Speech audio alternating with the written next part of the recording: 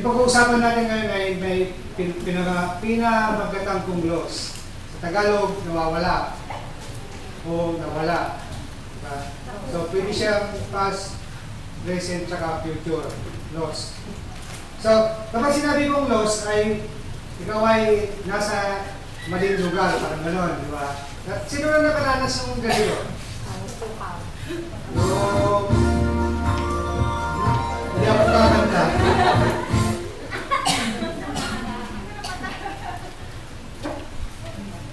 Kala nyo kakanta. Madalas kami, kapag may pupuntahan kami ni Jack, ay lagi kami nawawala, kaya hindi kami pwedeng magsama. Kailangan meron kami ways pa lang yung pwede. Madalas, lagi kami nawawala. So kung na-late kami, malamang nawala kami. Diba? Kapag sinabi mong loss kasi, isa siyang sitwasyon na hindi maganda, di ba? Halimbawa, pupunta ka ng alang ng magic, nawala ka pa, di ba? Sa ganong implikasyon, ang dami niyang pwedeng mahila na negative vibes, di ba? Halimbawa, makikita kami ni Jane sa magic, tapos nawala pa ako. Anong isipin ni Jane? Grabe naman yun, magic lang, nawala pa. Di ba? Ang dami niyang ibibigay na vibes na pangit. So, pangit mawala, di ba? Imagine mo, kung ikaw ay nasa isang sitwasyon na ganyan, isa siyang pangit na sitwasyon sa'yo at saka sa iisipin ng ibang tao. Kasi nga, alam mo yun, hindi nakakatawa yung mawala ka, lalo-lalo na kung alam mo yung pupuntahan mo, di ba? Ganun lang siya. Parang ganyan. Nawala siya sa, alam mo yun, papunta silang lahat doon, tapos ikaw naman papunta dito. Anong isipin nung nakakarami? Diba? Halimbawa, usapan natin lahat tayo magsiswimming. Lahat kami nakadamit pang swimming, pero si Pastor Paul nakabarong. Diba? Parang nakakatawa, parang nawala siya sa wisyo ng buhay, parang gano'n. Kaya ganyan. Kapag ganyan yung sitwasyon, ang dami-daming sign, di ba nakakawala? Kaya nakakalito, di ba? Sinong gumagamit dito ng Waze? Ay. Kapag, Google Map, ang gano'n. Yung Waze, alam mo yung Waze, yung... In 300 meters, turn left. Turn left. Mga liwa. Mga liwa. Kumaliwa. Mas diretsyo. Alam mo ba na, minsan tinuro ka niya kami, kumaliwa kami ng kumaliwa hanggang pagkalang habang pader na, tsaka wala ng kalsada. Ano yung babanggayin ko na? So kapag ganun, pag may inaasahan kang tutulong sa'yo dahil nawawala ka at hindi siya nakatulong, di ba ang laking perwisyo din? Tapos yung ganyan, dami ng sign, imbis na ang sign ay makatulong sa'yo sa tamang pagpupuntan, pero dahil susukal ka ng sign, lalo ka pang nawala. Okay, ito. Sinong nakukompuse dito? From time to time. Confuse siya na hindi niya alam kung ano yung pagkatawag niya. From time to time, nakukompuse ako na born again pala ako, pero minsan, confused ako dahil hindi ko alam mag-react being a born again. Diba? From time to time, yung Kristiyano nakukonfuse siya. Sa pagdating sa meeting, minsan tinatamad siya. Ayaw na niyang umatin ng meeting. Confused. Nakakawala yun. Nakakawala yun ng salvation. Disoriented. Sino dito yung minsan nadi-disoriented? Si Jack, malalas siya nadi-disoriented sa akin. Nakakawala rin yun. Kung disoriented ka na Christian, malamang mawawala ka. Lost, nandiyan na. Tired. Sino yung laging pagod dito? Pagod ng mag-pray, pagod ng magbasa ng Biblia, pagod ng matid ng meeting. Kapag yan yung nararanasan mo ngayon, pwede kang mawala. Diba? Baffled. Anong Tagalog ng baffled? Yung parang Alam mo yun, yung wala kang may sagot na tama. Parang mas may nalalaman yung ibang tao kaysa sa'yo. Kung ikaw ay Kristiyano at ikaw ay baffled ng sanglibutan, baffled ng ibang mga tao na hindi mo ma-depend yung salvation mo, mawawala ka. Diba? Kung ikaw ay madaling i-baffled ng sitwasyon sa buhay mo, ikaw ay madaling i-baffled ng kahirapan ng sitwasyon sa buhay mo, pwede kang mawala. Diba? Kung ikaw ay baffled na hirap kang umatin ng meeting, bumangon ng umaga, ng maaga, baffled yung salvation, pwede kang mawala.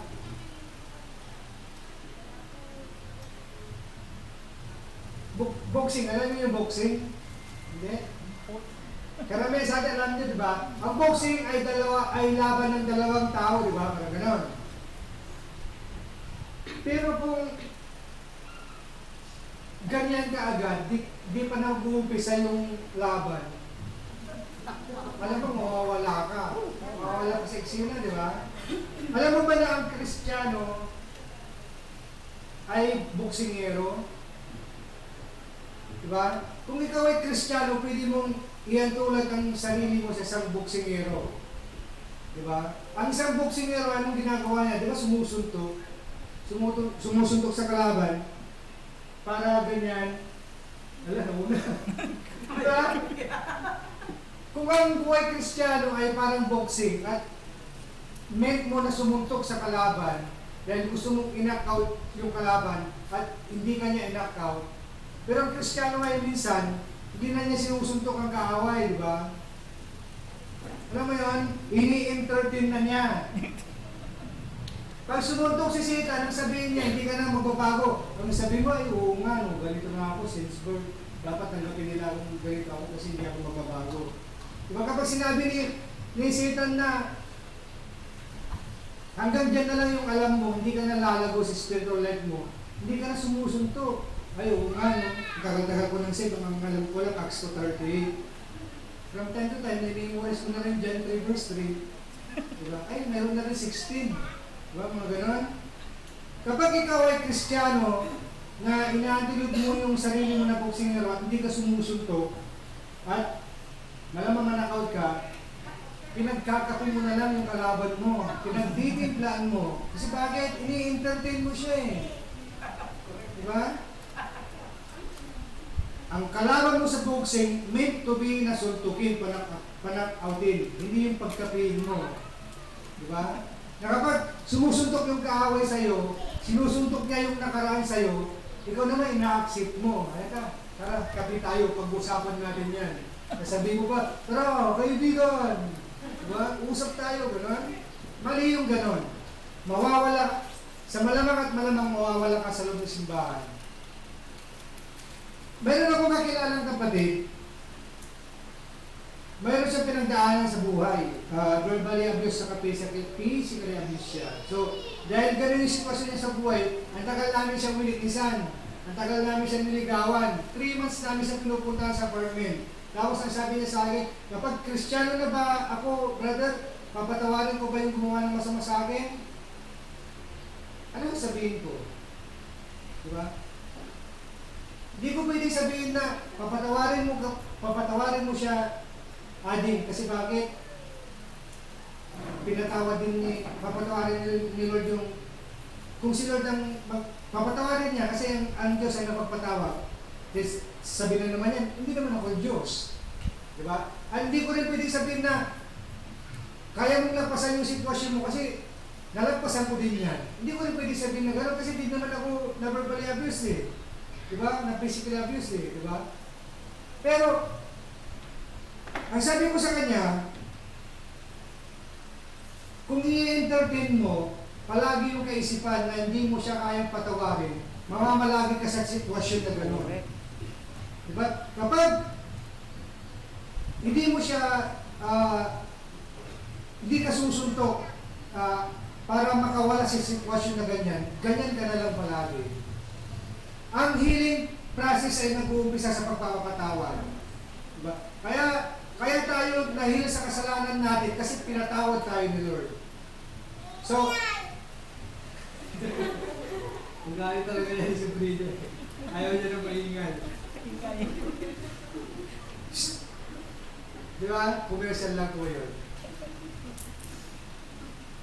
Kapag hindi ka marunong sumuntok sa kaaway mo, mawawala ka. Kasi bakit sa unang-una pa lang, buksingero ka eh, pero nasa ring ka. Anong ginawa mo? Pag pinagkapi mo yung kalaban mo eh.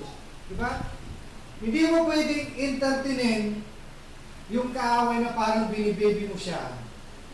Diba? Kapag sinabi ni Satan na kagaya na sinasabi ni Pastor kanina na kaya niyang ibigay sa iyo yung mundo, huwag mong i-accept na gano'n. Diba? Sumuntok ka. Saan yung suntok mo? Nakikita mo sa scripture. Sabi mo na, kapag sinabi ni Satan na, totoo ba, Jin, na si Satan, mabubuhay ka lang sa tinapay, gano'n, ba? Tapos, susuntok ka sa scripture. Ano yung susuntok mo na scripture kung alam mo lang i-Acts 38? Diba? Ang pagsuntok sa kaaway para hindi ka mawala sa salvation mo ay pag-aaral din. Diba? Naalala ko noon, nag-aaral kami sa Dagupan. Galing na galing si Pastor Ali kapag di ka nakapag-memorize ng 5 scripture. Diba? Umuusok yung ilong niya. Ngayon, siyempre dahil pasaway ako at kaaway ko palagi si Pastor Ali, tinanong ko siya, Pastor, bakit lagi ka nagalit kapag 5 lang yung alam namin scripture? Alam mo sinabi niya, bakit? Sa alam mo ba, 5 lang ba yung alam ni scripture ni Satan? Diba? Anong isasagot mo kapag sinabi niya sa iyo ng ganito ang sitwasyon tungkol sa hatred? Alam mo ba yung sagot? Naisip ko tama naman eh. Imagine mo, 5 suntok lang ang alam mo kasi 5 scripture yung alam mo lang. Eh ang isusuntok ni Satan sa iyo 10, sino matatalo? Ikaw, di ba? At anong mawawala? Sino mawawala? Ikaw.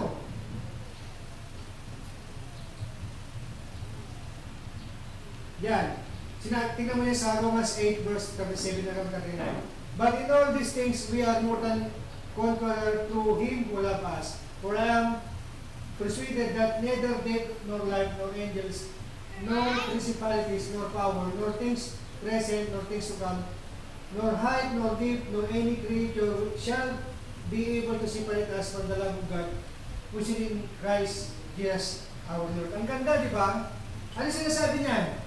Wala daw makakapag-separate sa atin sa Panginoong Diyos kung lumalakad tayo, di ba? Kung titignan mo mabuti, minsan, parang imposible, di ba? Kasi bakit? Sa tagal ko ng save sa simbahan, nagkaroon lang ng boyfriend na pogi yung sister na wala. Kaya sinasabi dyan, wala daw makakapag-separate. Modern conqueror tayo eh. Pero, pinakita lang si magandang babae na wala si lalaki. Diba? Pinakita lang ng mukhang Koreano na wala si sister. Diba? Inoperan lang ng maganda-gandang trabaho, nawawala, kapatid. Tapos itong kapatid na to, sabihin niya, brother, paparin mo ako kasi kapag nurse na ako, makakatulong ako sa simbahan. Pero nung naging nurse na, hindi na umatang ng simbahan. Sabihin niya, ipapre mo na lang ako, brother, kasi hectic yung schedule ko. Hanggang Sunday, toxic. Diba? Ngayon, kung titignan mo, ba't siya nawala? Ba't siya nawala? Kasi mas priority niya yung mga bagay-bagay na sino makikinabang? Siya, di ba? Ngayon, kung titignan mo mabuti, hanggang kailan ka magiging nurse? Diba? Hanggang kailan kaya siya magiging nurse? Siguro habang buhay siya, mga 60 years, 70 years. O kapag may alas-malas, hindi na natin kailangan ng nurse, o wala siya ng trabaho, di ba? Pero ano yung pinagpalit niya? Eternal life, di ba? Tapos, sa heaven, siya na yung in-nurse ni God. Hindi na siya yung mag-nurse. Di ba?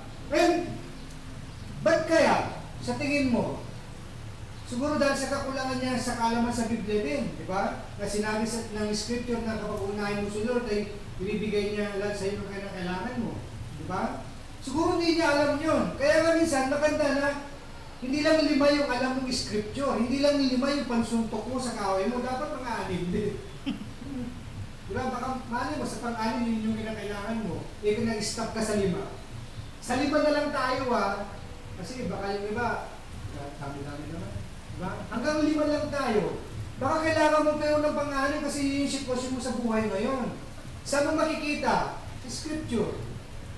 Matuto kang sumunto. Huwag lang 5. From time to time, dagdagan mo. From 5, magiging 6, magiging 7. Yun yung magandang panuntok kay Satan. Kasi tignan mo sa Romans 8 verse 7, grabe yan, no? Wala daw makakapag-hila sa'yo. Pero kung ang alam mo lang na Scripture 5, alam mo mahihila ka. Mawawala ka. Kung tinatamad ka umatin ng meeting, alam mo mawawala ka rin. Diba? Ganito ka mga kapatid, logic, sana mag-get nyo ko. Saan ka una natagpuan ni Lord? Saan ka una natagpuan ni Lord? Sa simbahan, di ba? Sa simbahan. Ngayon, dahil natagpuan ka na, dahil natagpuan ka, tapos hindi ka naatin ng simbahan, di mawawala ka. Di ba? Gusto mo ba ng ganon? Mga kapatid, sinasabi ko sa inyo, natagpuan ka ni Lord dito sa simbahan na ito. Kung ayaw mong mawala, manatili ka, gawin mong priority yung linggo. Ganito na lang ulit. Sunday is for the Lord, di ba? Sunday is for the Lord. Kahit di tayo gumamit ng scripture dyan, alam na natin yan. Sunday is for the Lord. Yan lang yung hinihingi niya sa'yo sa buong weekend. Tapos, tignan mo, Lunes hanggang Sabado, ilan yung hinihingi mo kay Lord? Ilan yung hinihingi mo kay Lord? Marami, di ba? Pero ang hinihingi ni Lord sa atin, linggo. Linggo lang na time mo. Pero yung time mo Monday hanggang Sabado, ang dami-dami mong time para gawin yung paglalaba mo. Actually, ako naglalaba ko ng Lunes, Martes, Merkules, Webes. Hindi na ako naglalaba ng Friday saka Sabado. Kasi, mamaya pag-uwi ko, maglalaba na naman ako. Ayaw ko maging sagawan yung paglalaba ko, parang gano'n. Mawawala ka kapag aalis ka kung saan ka natagpuan ni Lord. Saan yan? Sa simbahan.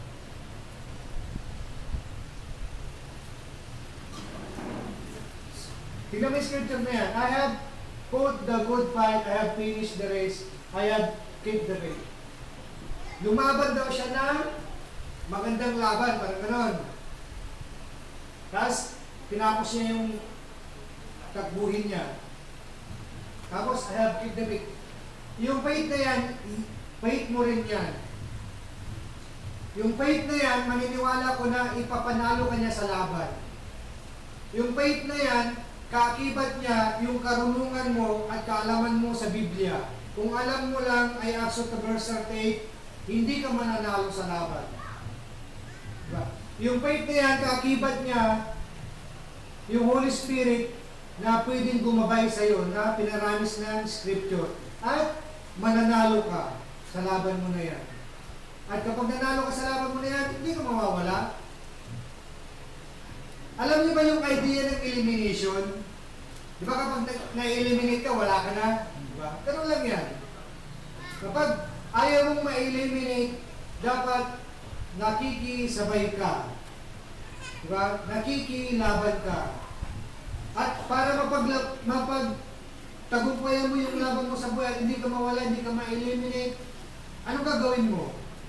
Kung ang dulong mo sa spiritual na binigay sa inyo Lord ay ganito, pwede mong i-level up. After all, si Lord sabi niya, tumawag ka lang sa akin. Diba?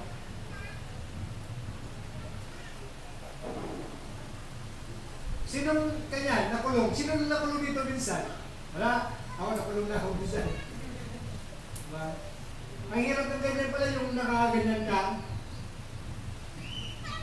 Kadalasan ganyan yung tao, nakakulong. Nakakulong saan? Katamaran sa pagdating sa meeting. Katamaran sa pag-pray. Katamaran sa pagbukas ng Biblia. Sinasabi ko ito, hindi lang para sa inyo, para sa amin din to. Diba? Katamaran sa, paggawa ng mabuti. Katamaran sa pag-aaral ng salita ng Panginoon. Kaya kapag nakausap mo si INC, wala kang alam. At dahil wala kang alam, baka mahihila ka pa niya kasi wala kang alam. Diba? Nakakulong sa sitwasyon na hindi naman dapat kasi bakit pinalaya tayo ni Lord eh. Pero bumabalik tayo sa kulungan na yung susi ay nakasusi lang. Diba? Nasa labas lang yung susi. Tayo, mga Kristiyano, minsan gano'n. Pag nakagawa tayo ng kasalanan, ay hindi na ako mababago. Ikukulong mo yung sarili mo sa sitwasyon na yun. Ay, hindi na talaga ako, ganito na lang ako, hindi na ako magbabago. Mahihayin na ako since birth eh. Mahihayin na talaga ako. Ganito na lang, tanggapin nyo na lang ako. Ang Kristiyano o ang tao, kadalasan ganyan. Mahilig ikulong yung sarili niya sa kulungan na yung susi. Alam mo yun, pwede siyang makaalis sa sitwasyon na yun. Minsan, tayo mga Kristiyano ay pinapahirapan natin ang sarili natin. Tanong niyo sa akin, anong sikreto para maging masaya?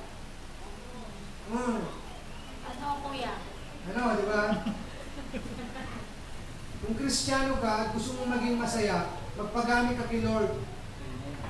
Kapag tumatayo kami sa harap, yung feeling namin, sinasabi ko sa inyo, kapag nagbibigay ako ng testimony, yung feeling ko, the moment na naligtas ako at nakapag-share ako ng testimony, ganun pa rin ang nararamdaman ko. Mahigit, baka 1,000 na testimony, nag-testimony na ako. Mayroon na siguro malamang. Pero yung pakiramdam ko, ganun pa rin. Yung kilig sa puso ko, ganun pa rin. Ngayon, kung gusto mo maging masaya, magtaas ka ng kamay mo, mag-share ka ng blessing. Ngayon, kung gusto mo malungkot, yan ka na lang. Doon ka sa likod, maupo. Correct. Di ba? Sinasabi ko sa inyo, kung gusto mo maging masaya, ganun. Ang happy na bata na pinalaki mo, di ba? Alam mo, masaya siya. Half ng buhay niyang pagkabata ay masaya siya. Asahan mo, paglaki niyan, masaya yung tao. Kaya si Sabrina, lagi kong kinikiltihan, lagi kong pinapatawa. Siguro sa 3 years old niya, ilan yung 36 months, baka 32 months nun, tumatawa siya. Mga 4 months lang yung nasa pan siya. Umiiyak kasi nahulog sa kama. Diba? Ngayon, dahil papalakihin ka sa simbahan na ito na masayahin, hanggang sa paglaki mo ng full-grown na Kristiyano, masayahin ka. Diba? Ganun lang siya kasimple. Ngayon, paano kang mag-grow sa loob ng simbahan na ito? Practice. Kung alam mo lang nga, yung scripture, gawin mo 6, 7, 8, di ba? Lagi namin sinasabi, sabihin mo yung ginawa ni Lord sa buhay mo, masasayahan kami at masasayahan ka rin. Sa ganung paraan, hindi ka mawawala. Malaking tulong yun. Imagine mo, 10 taon ka na, hindi ka pa nagsasalita. Malamang mawawala ka. Ngayon kung Kristiyano ka at nagpapagamit ka kay Lord, mararamdaman mo yung feeling na bilong ka sa simbahan na ito. At dahil bilong ka sa simbahan na ito, hindi ka mawawala. Diba? Kaya, lagi namin sinasabi, pag may pagkakataon kayong magpagamit kayo. Kasi bakit? Mariremind kami at mariremind ka rin how great yung salvation mo. Ganun lang siya kasimple. Sa ganun parang hindi ka mawawala. Ganyan. Sino pumipigil sa sarili mo para humagbang? Baka malamang ikaw lang din eh. Correct. Alam mo yun? Wala. Agungot mo na ni Pastor Paul, patama mo na ni Manong Ron mo na. Tapos baka ganito lang yung sitwasyon mo. Ang pumipigil lang sa'yo, yung sarili mo mismo. Kasi bakit? Mahihayin ako. Kasi bakit? Ang simple-simple ng blessing ko. Walang simpleng blessing as long na blessing mo yan galing kay Lord. Diba? Hindi ka namin, hindi naman sa'yo. Hindi kami gano'n. Hindi gano'n si Pastor Paul, 1%. Masaya nga kami kapag nakikita namin yung ibang mga bagong, di ba, kukunin tayo, pero same old person yung nagsasalita different Sunday. Ano yun, di ba? Paano kami may-encourage? Paano may-encourage si Pastor Paul na yung yung halos maputol na yung native niya magsalita dito, natuturuan niya talaga kayo. Kung kayo hindi namamagnify, hindi nga namin kayo may kaya na magsalita. Diba? Paano kapag wala na kayo sa loob ng simbahan? Nandun na lang kayo sa bahay niyo. Paano kapag nakausap mo yung kaibigan mo? Dahil hindi ka sanay magsalita, ano sasabihin mo? Hindi ako sanay magsalita, Lord. Bahala na si Pastor Paul. Hindi naman niya kapitbahay yung kapitbahay mo, kaibigan mo. Diba? Isipin mo mabuti, baka puipigan lang sa'yo ay yung sarili mo mismo, yung laman mo. Kasi bakit? Ano yung gusto ng laman? Mahina ka palagi. Isipin na wala kang alam. Isipin na hindi ka nalalago. Tamad yung laman, ayaw niya mag-pray. Mahihiyain yung laman, ayaw niya magbigay ng blessing. Tamad yung laman mag-aral tungkol sa scripture. Mag-isip-isip ka, baka sarili mo na lang yung puipigil sa'yo. Ikaw mismo. Sa kanyang paraan, mawawala ka talaga. Romans chapter 6 verse 14. For sin shall no longer be your master, because you are not under the law, but under grace. Nung sinabi yung scripture na yan, yung master, nung panahon nila, sa sitwasyon na yan, kapag may master ka, kahit patayin ka niya, wala siyang kaso. Kahit na anong gawin niya sa'yo. Ganyan yung master. Tapos, sinasabi ng scripture na yung sin daw, yung master natin dati. At grabe yung master na yan. Pwede niyang patayin yung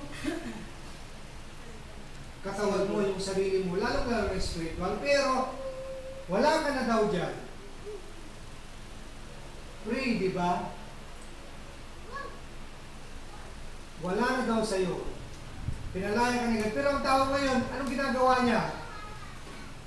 Imagine mo kung ako, galing ako ng priso, 10 years akong bilanggo, tapos pinalaya ako, pinalabas na ako sa gitna, tapos babalik agad ako. Anong iisipin mo sa akin? Di ba parang baliw? Lahat tayo ay ganon. Tayo ay pinalaya sa presentuhan, pero kung bumabalik tayo agad sa pagkakakulong, may mali sa atin. Sino dito yung ay, huwag na lang muna itong haba. Yung words ng pastor. Ganyan. Alam ko, nakikita niyo yan sa scripture, ay sa Facebook, di ba? Alam mo yung ganon? Nakakapagod talaga din yung buhay. Hindi buhay kristyano yung buhay pisikal. Nakakapagod yan. Pahihirapan ka ng buhay mo pisikal. Pwede kang makaranas ng mga pagsubok, ng mga sakit, at kung ano pa. Pwede kang huminto. Diba? Pero kung, alam mo yun, kung alam mo kung saan ka pupunta, alam mo kung ano yung matatagpuan mo, hindi. Hihinto ka ba? Diba hindi? Kapag ikaw ay huminto, talagang mawawala ka. Diba? Yung sitwasyon pa ng Kristiyano ngayon ay ganito. Meron pa akong nakausap na matanda. Hindi pa naman siya masyado na mga 55 sa Tagupan. Ayoko nung hindi na siya ate. Ako pinapapalo ni Pastor kasi dati sa mga ayaw nung matindi. Sabi niya sa akin, ayaw nung matindi. Bakit? Kasi nung naging Kristiyano ako, lalo humirap yung buhay ko. Dati, dito, points of view lang, dati tuyo lang yung kinakain ko eh. Ngayon, dilis na. Ganun na yung sitwasyon ko nung sumunod ako sa Lord na sinasabi nyo. Sabi ko, mali yung perception niya sa ganung, alam mo yun, ganito. Sabi ko sa kanya, pakinggan mo muna yung sinasabi mo. Tapos sabihin mo sa akin kung ano yung mali.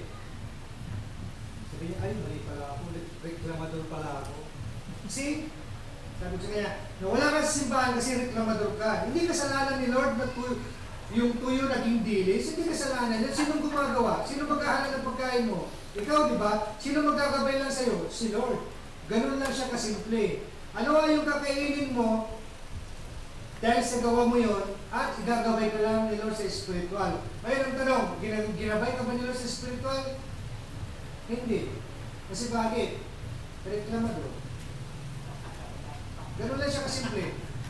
Karamihan, kadalasan sa tao reklamador. Ako din, reklamador din ako sa totoo lang.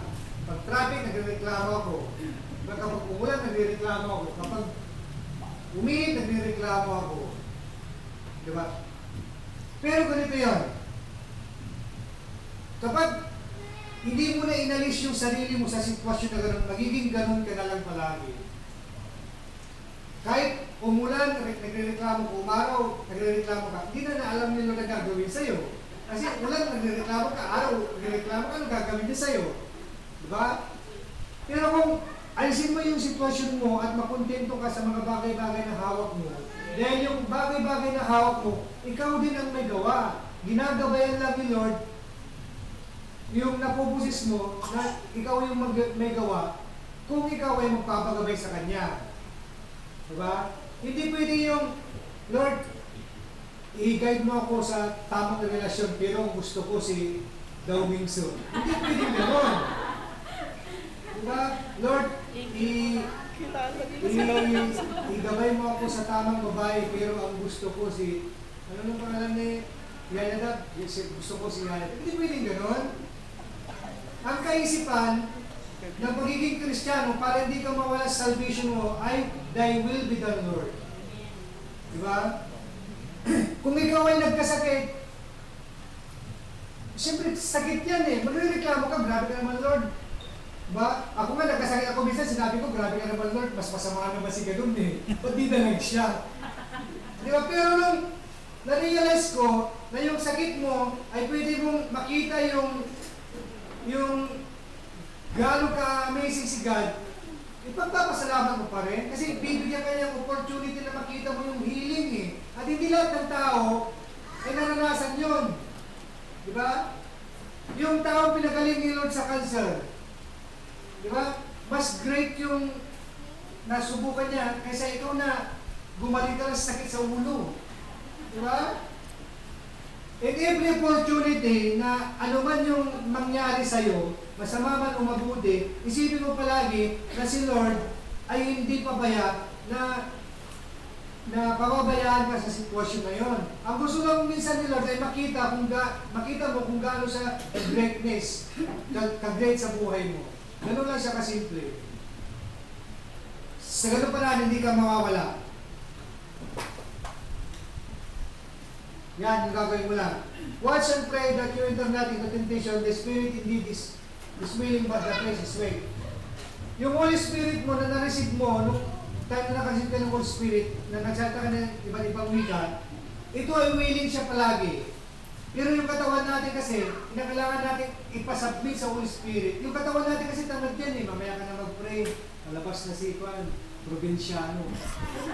Diba? Last 10 episode na. Tapos nung 10 episode na, mamaya ka na mag-pray. Last 10 episode ulit. Hanggang makatatlong presidente siya pa rin. Diba? Kaya pag nakita ko si Carto, baka patayin ko na lang. Diba? Ang laman ay hindi willing, pero yung Holy Spirit ay willing. Ngayon, kung papatalo ka sa laman mo, mawawala ka. Diba? At ulit, nawala ka na nga eh kapag natalo ka ng laman mo. Diba? At ang hirap nun. Ganyan. Yung alam mo yun, na I can't do it. Pero kapag inalis mo yung ginunting mo, I can do it.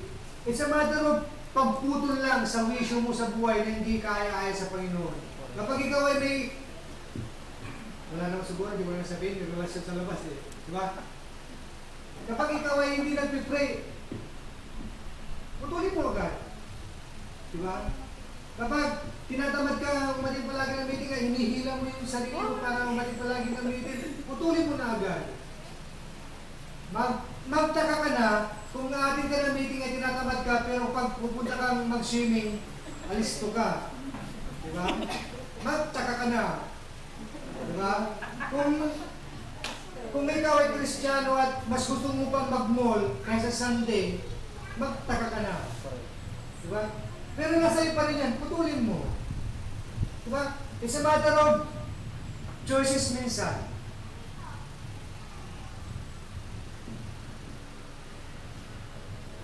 Yan. Sabihin natin lang, sabi din, hindi ko magbabago. Sana yung mga nanay, huwag nyo sabihin sa mga anak nyo, ako talaga, alam ba, sabihin na natin si Jenner at si Ayla, hindi ka na daw magbabago. Huwag nyo gagamitin yan. Lalo-lalo sa mga bata na maliliit pa. Kasi bakit? Baka malamang hindi na yung magbago. Tapos sino may kasalanan? Kayo din. Kasi bakit? Sinabi nyo, hindi ka na magbabago eh. Malay mo, mamaya sagutin ka pa ng nanay mo. Ikaw naman nagsabi, di ako magbago eh. O, hindi na ako magbago. Diba? Sa buhay Kristiyano, hindi yan pwede. Ini-aim pa rin natin palagi yung magbabago ka for good. Para ikakaangat. Parang gano'n. Yan, 2 Corinthians 5 verse 17. Therefore, if anyone is in Christ, the new creation has come, the old has gone, the new is here. Ganito yan, mabilis lang to. Sino born again? Nasaan kamay? Wala tayo, di ba? New creation ka. Yung dati mong pagkatao sana, wala na. Kung ikaw ay sukladita dati, maging friendly ka. Di ba natawa sila? Sukladita ka, no? Di ba? Kung ikaw ay tamad dati, sana magsipag-sipag ka na, di ba? Parang ganon. Kasi bakit? Para ma-magnify si Christ sa buhay mo at makita ng ibang mga tao. Kung ikaw ay estudyante at ikaw ay naging born again at nakikita yung ginawang pagbabago sa ni Christ, kahit hindi ka magsalita, malalaman ng mga klase mo na ikaw ay ginawa ni Lord ng something maganda. Di ba? Nung ako ay na-save, lagi kami, unsaved, lagi kami nakikipag-away doon sa baryo namin kasi yung mga uncle ko natin, mga basagulero. Diba? So, naging ganun nga rin ako, lagi kami nakikipag-away. Pero nung nabaptize kami, nabaptize yung isang uncle ko, at kami ay nakabarong na, naglalakad sa kalsada, nagtabulat sila lahat. Anong mayroon dyan? Alam mo yun, alam mo yung backslider ng Mormons? Nakagalit ako. Tapos naka-rubber shoes, naka-lahat, gano'n. Tapos kulang na lang, ang gusto ni Pastor Alvin kasi mag-necktie ako eh. Alam ka lang? Kasi nga bakit? Ang ginawang pagbabago ni Lord sa'yo ay isang kaaya-ayang bagay na dapat kamanghan ng mga taong nasa paligid mo. At kinakailangan mong ipagpatuloy lang yun. Sino yung, ayan, ganyan, di ba? Ang Kristiyano, lahat tayo naging Kristiyano, ay binirespect tayo, kaya binubuhan tayo ng... Lahat tayo Kristiyano, lahat tayo naging batang Kristiyano. Lahat tayo ay sinubuhan ng pastor natin. Lahat tayo ay binatulpid ng pastor natin.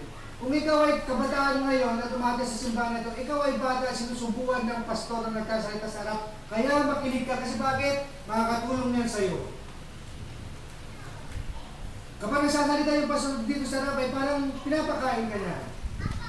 Kaya makinig ka. Ang bata, kailangan niya ng pagkain. Kasi ang bata, kapag mamamatayan kapag walang pagkain, walang gatas. Pero huwag ka naman ganyan. Alam mo yun, ang tanda-tanda mo na sa loob ng simbahan, ang alam mo lang 5 scripture. Diba na, hindi na executive lang. Diba? Lolo, tabi ka nga. Hindi ko makahanap yung picture ni Lolo, tsaka pag-mountain. Bawalan mo yung mga. Diba? Alam mo yun?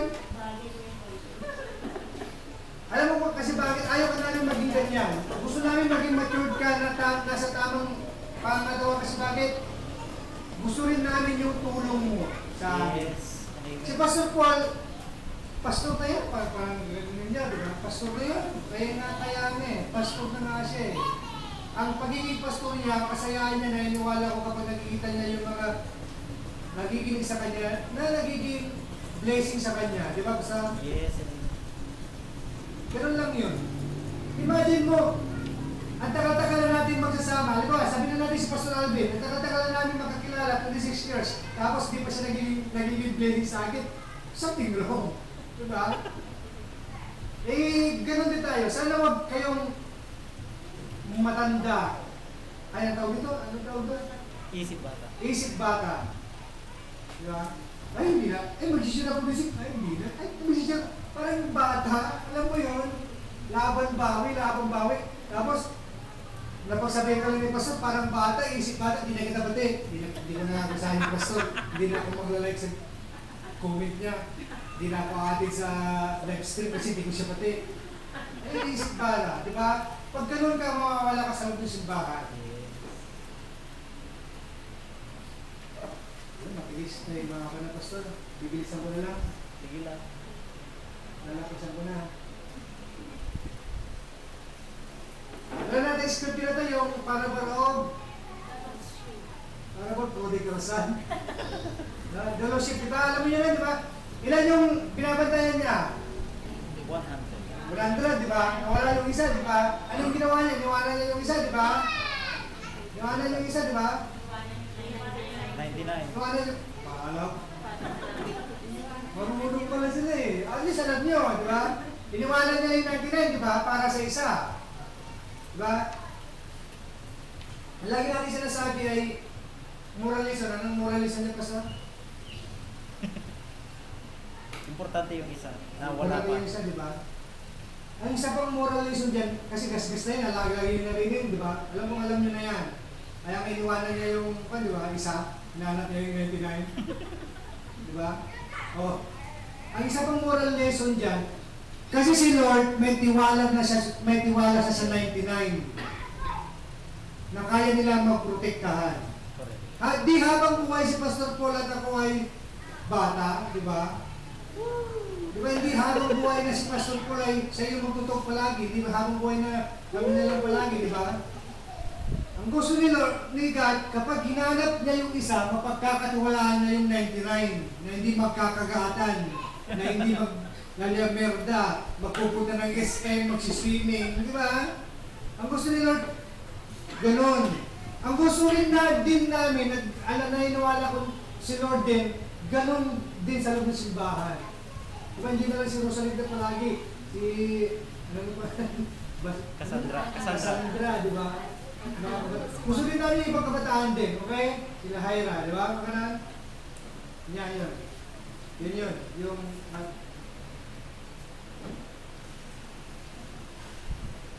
yan, di ba? Nung nahanap na yung isa na tumutuwa siya, di ba? Ilagay mo palagi yung sitwasyon mo sa sarili mo na ganyan. Hinahanap ako ni Lord. Hanapin mo. Anak, Lord, alam mo yung gano'n?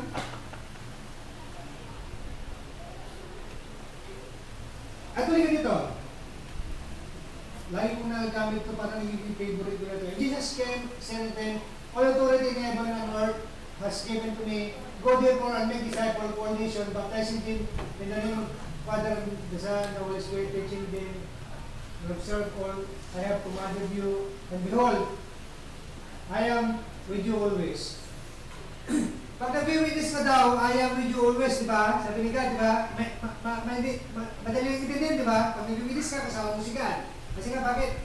Pinapag-aralan mo si God, di ba? Ganun siya kasimple at nag-please sa sa'yo. So, mananahin sa sa'yo. So, sasamahan ka niya. Saan ka niya sasamahan? Sa trial mo para magawa mo yung pag-witness mo. Saan ka niya sasamahan? Sa hirap na dinaranas mo, sa sakit man, ano pa man, sa trials. Kasi bakit? Para magawa mo yung pag-witness, di ba? Kapag nag-witness ka, kasama mo si God, malalagpasan mo lang lahat ng problema. Ganun siya kasimple, di ba? So, hindi ko mawawala. Kasi bakit? Kasama mo si God. Paano ko mawawala kung kasama mo si God? Di ba? Ganun lang siya kasimple. Huwag natin kiniglip yung scripture na to. Yes. Kukunti lang yan, pero ang dami yung makukuha blessing dyan. Amen. Sagot din yan kapag mayroon kang sakit. Yes. Pag may sakit ako, magwiwitness ako. Kasi bakit? Kasamahan ako ni God. At dahil sasamahan ka ni God, sasamahan ka rin yung sakit mo. Diba? Kapag wala kang pera, magwiwitness ako. Kasi bakit? Sasamahan ako ni God, kasama ko si God. Dahil wala akong pera, magiging kontento ako kahit wala akong pera. Lahat ng ibato nyo, sagot niya. Maniwala kayo sa akin. Ilagay yung sagot GC nyo. Paano naging sagot ko yan kapag wala akong boyfriend? Yung Matthew 28, verse 8. Kapag witness ka raw, kasama mo si God, boyfriend mo siya. Diba? Ganun lang siya kasimple. Lahat ng katanungan, may sagot yan. Diba? Amazing? Pero lagi natin mababasa yan. Lagi natin nababanggit pa sa Paul. Bilisan natin, wala na akong oras. Lahat tayo naging born again, di ba? So, hindi na tayo mawawala. Panatiliin mo, hindi ka mawala. Yan. Applause. Please return to Jesus. Kapag pakiramdam mo lost ka, huwag kang pumunta sa Red Horse. Marami kong kilalang kapatid ganun eh. Nagagawa ng kasalanan sa pumunta. Umilong ng Red Horse.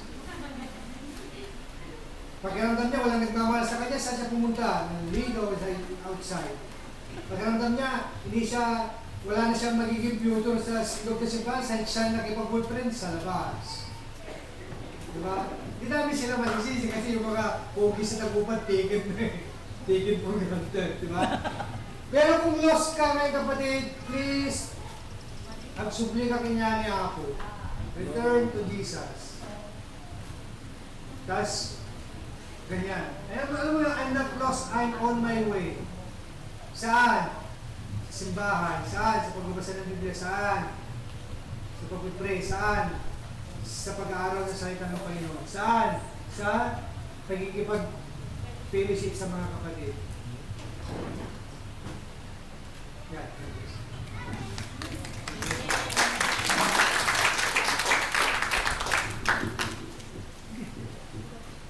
Thank you, Kuya Ron. May correction lang ako doon sa sinabi ko kanina. Sa sinabi ko hindi sa pati, Kuya Ron.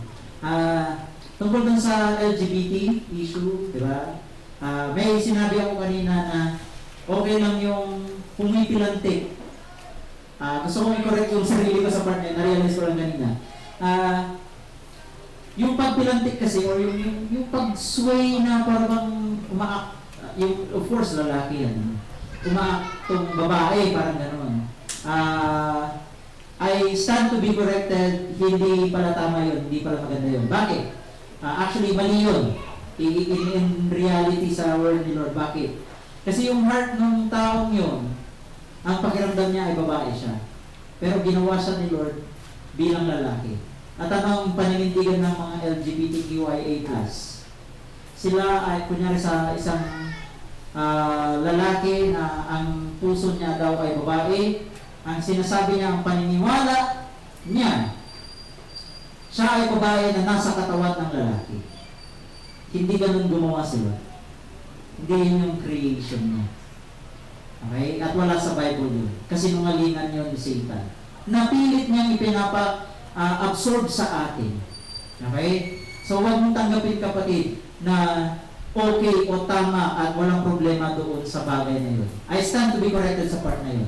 Okay? So, please correct me from that. Now, tungkol doon sa sinasabi ni Brother Ron dito sa harapan, i-clear ko lang. Imagine ninyo lang simple lang ito.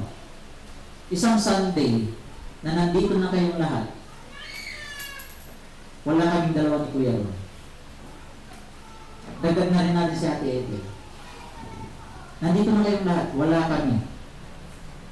Of course, syempre si Ate Jack at saka si Sis Mat, wala din. Anong gagawin mo? Ano unang pumasok sa isipan ninyo?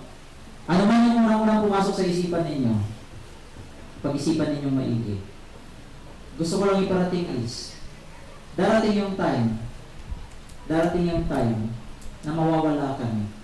Ang tanong is, magpapatuloy ba kayo? O meron bang magpapatuloy sa pangangaral ng mabuting balita kaya? Yun yung gusto namin makita. One day, magtutuloy-tuloy pa rin ang gospel kung hindi pa darating si Lord. Nakakalungkot lang pag dumating yung point at walang magpapatuloy sa pangangaral. Yung pananatili natin bilang ligtas, kagaya na sinabi ni Kuya Ron sa Matthew chapter 28 verse 18 to 20, lahat ng problema natin, lahat ng questions natin, yun ang sagot. Nakakatakot lang kapag ang alam lang natin ay manatili sa kaligtasan pero hindi natin yung ginagawa. Kasi actually baka wala na tayo sa kaligtasan kapag kagano. Okay? Kung meron ka mang ikakabisadong scripture, hindi dapat mawala yun. Yung scripture na yun. Ano yun? Anong scripture yun? Wala na ka. Matthew chapter 28 verse 18 to 20. Actually yung 19 to 20. Yun yung tinatawag nating gospel. Yun yung sinasabi nating Great Commission. I should say. Okay? So, nawa, lahat tayo ay magpatuloy sa pangangaral ng mabuting balita. Kasi kapag nagpapatuloy tayo ng ipangaral ng mabuting balita, nagpapatuloy tayo sa kaligtasan. Kapag iniisip natin na nagpapatuloy tayo sa kaligtasan, pero hindi tayo nagpapatuloy sa pangaral ng mabuting balita, something's wrong. Okay? So, hinihingi ko yung charge para sa ating tithes bag, and then after nun ay ang ating communion elements na iikot.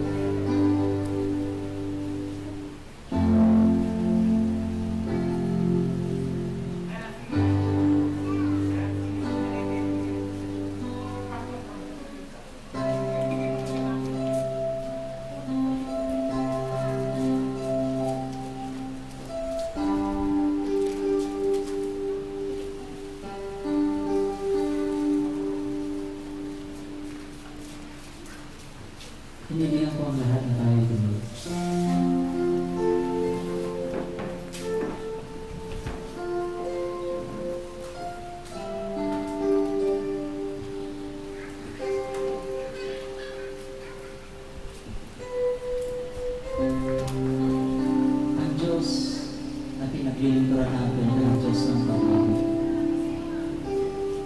Siya ang katotohanan, buhay. Siya ang nagbigay sa iyo ng kapayapaan.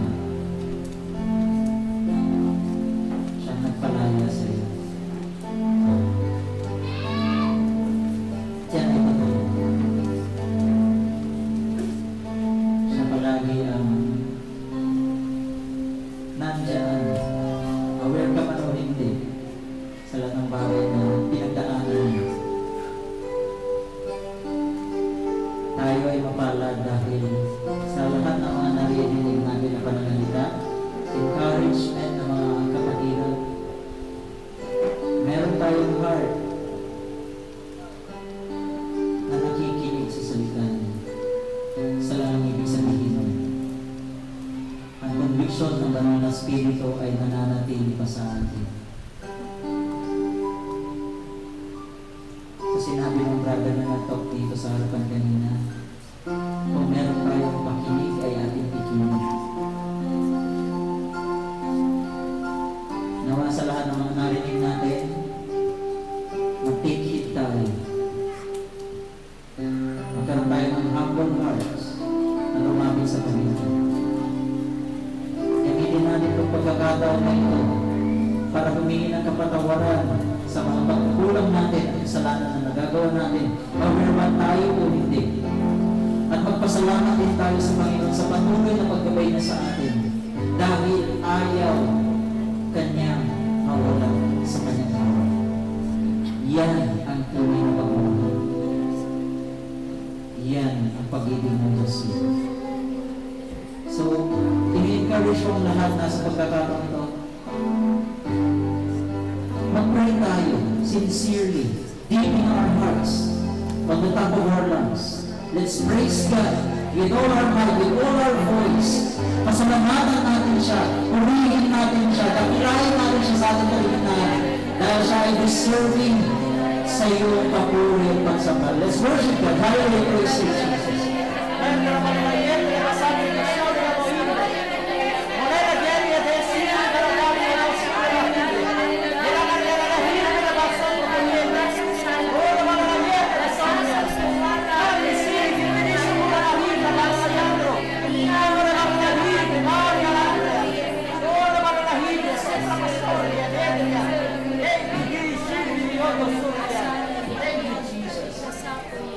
Tayo ay manalangin.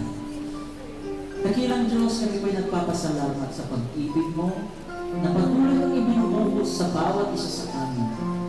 Kami po ay nagpapasalamat dahil hindi ka po nagkulang sa bawat isa sa amin. Bagkos inyo po kami pinupuno palagi ng mga pagpapala. Sa pagkakataon ito, Panginoon, hayaan mo kami na magbigay ng pasasalamat sa iyo, papuri at pagsamba.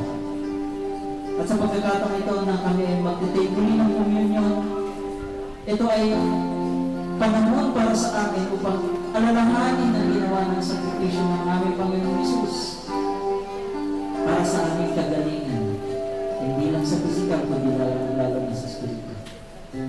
Itinataas po namin ang kaperasang tinapay na nagsisimbolo, katawan ng aming Panginoong Hesus na napupot, napayubay at pahirapan para sa kagalingan, pangako ng kagalingan sa aking pisikal na katawan.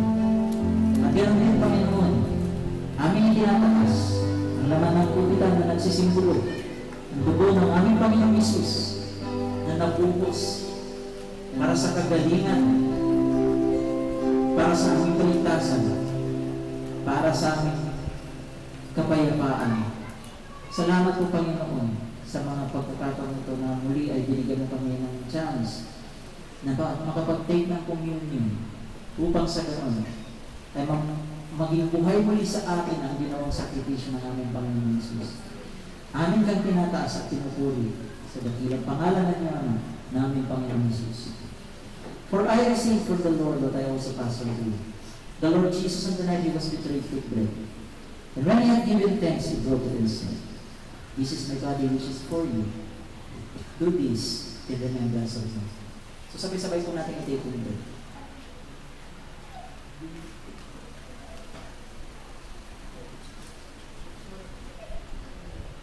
the same way, after the supper, he took the cup, saying, "This cup is the covenant in my blood. Do this whenever you drink it in remembrance of me. For as often as you eat this bread and drink this cup, you proclaim the Lord's death until He comes." So sabay-sabay natin yung inyong naman.